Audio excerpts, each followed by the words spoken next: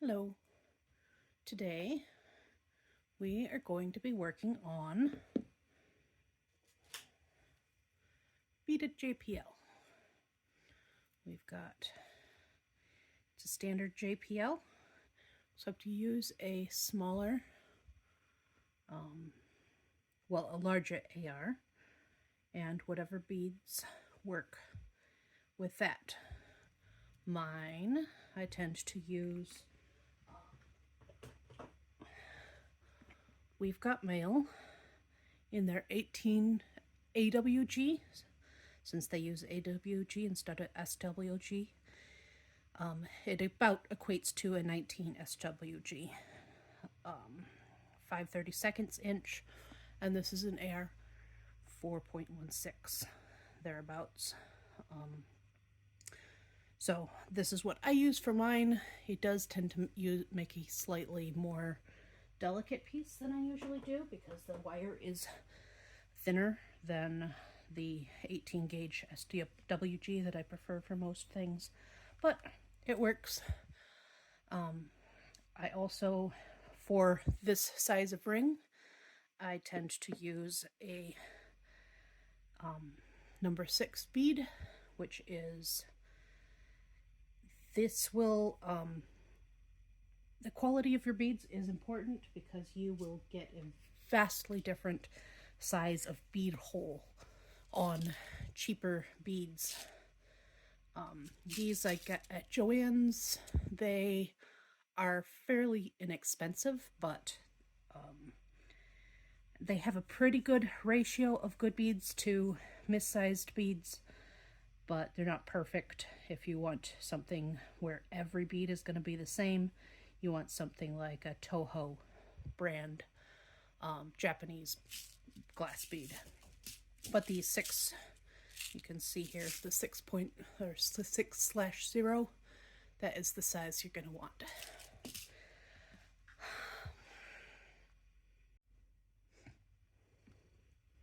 So you can see I got the fancy new Zurons, which I absolutely love. Just that little extra cushion makes these so incredibly worth it. But first of all, you really just work this like a regular JPL.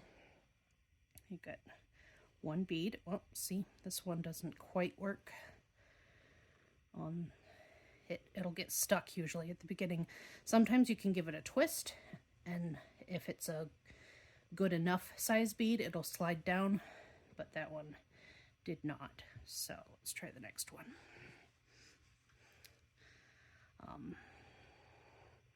That one slid right on. Pardon the cat.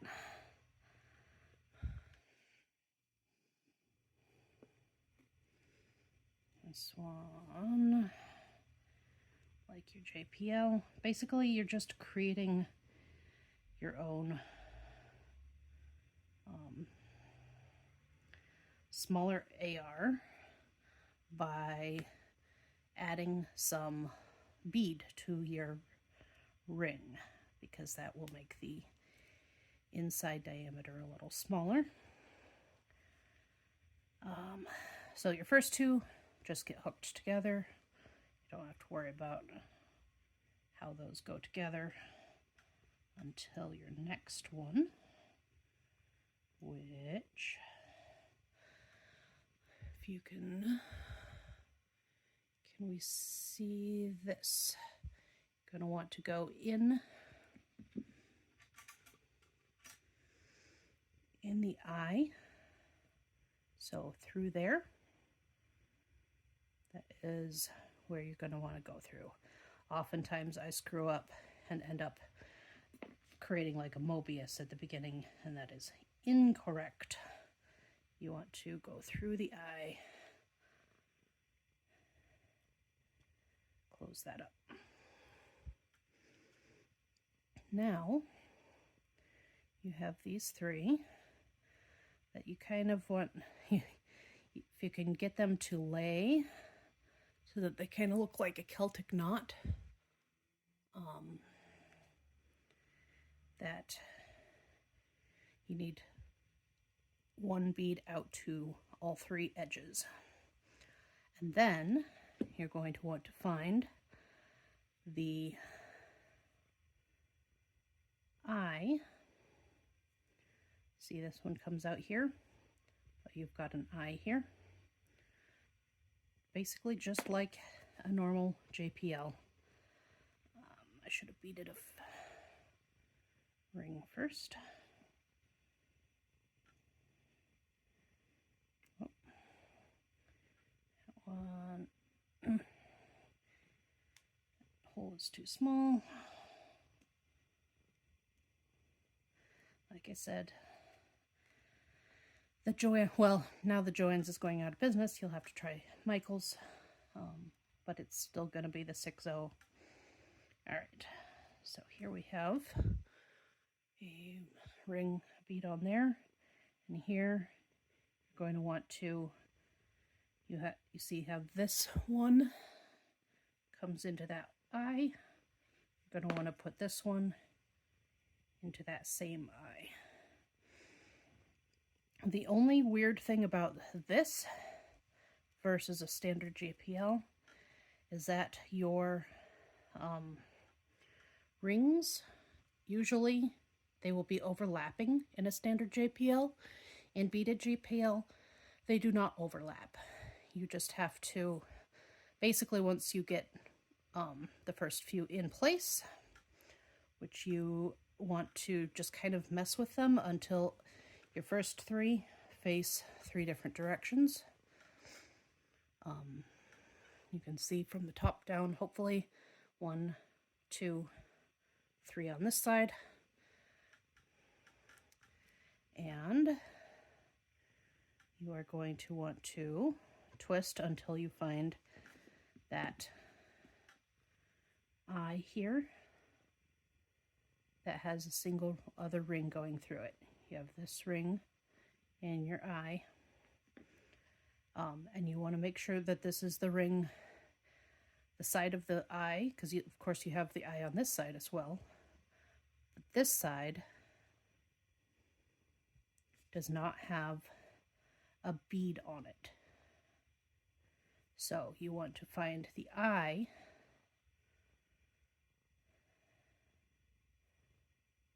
where if you can see the eye here, and this ring through it has the bead on this side.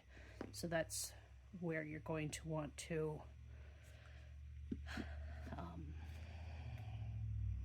insert this one. Again, pick up a bead, and we are going to go through that eye.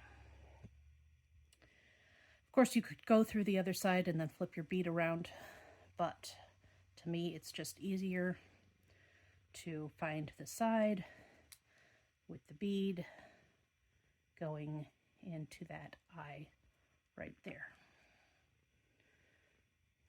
Again, I should bead a ring before showing you these things. Nope, not a bad one. This is why the more expensive ones are often not as expensive as you think, because you get to actually use every bead, or virtually every bead. All right, so we have the eye here on the side where your ring has a bead on it. Pardon my cat.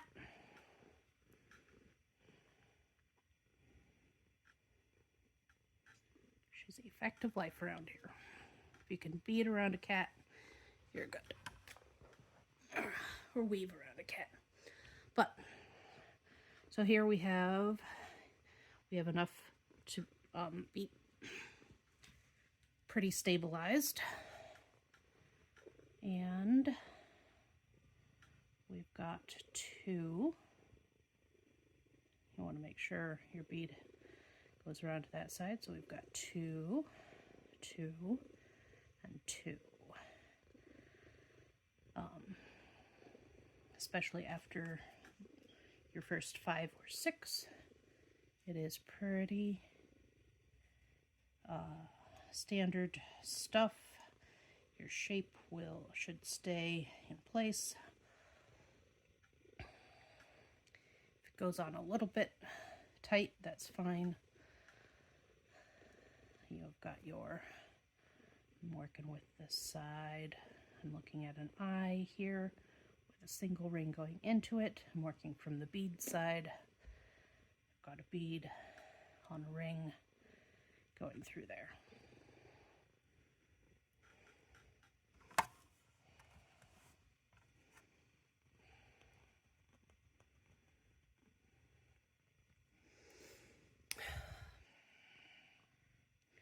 Cat, you can get off now. I promise. Scooch. Scooch. Hey!